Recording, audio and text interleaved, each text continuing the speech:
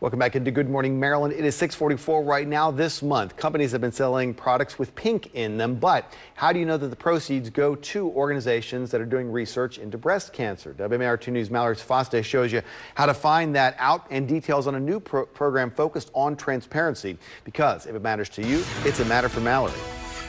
It's called pink washing, when companies profit from turning a product pink instead of using your money to make a difference. And we all want to assume that we're helping someone, but it's important to ask questions like how much of the money goes to the cause, what part of the cause, and also the nonprofit that gets that money, how much of your dollar goes directly to programs versus overhead costs. Companies know people want to give, and this month especially, they try to make it easy for you. Just look for things that are pink.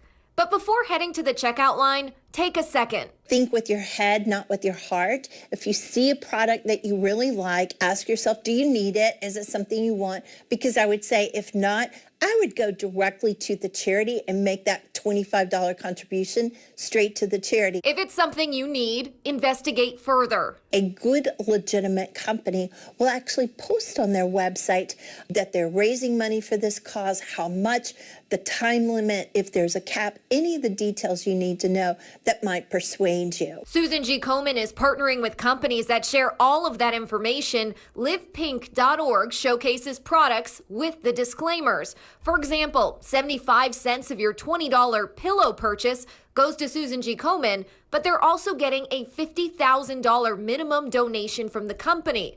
$10 of this $150 beach cruiser will go to the nonprofit, and so will $200,000 regardless of sales. Susan G. Komen really made an effort and is making a concerted effort to inform, everyone that it's not about awareness. It is about impact. So you need to know what organization your pink products are supporting and how they're supporting that mission for full transparency. And your research shouldn't stop there. It's important to know how that nonprofit is utilizing your donation. If you're giving to a nonprofit, what percentage of the money that you give goes immediately to the program? Charity Navigator makes that easy to find out. For example, 77.5% of Susan G. Komen's expenses are for programs, 9% for administrative, and 13.5% for fundraising.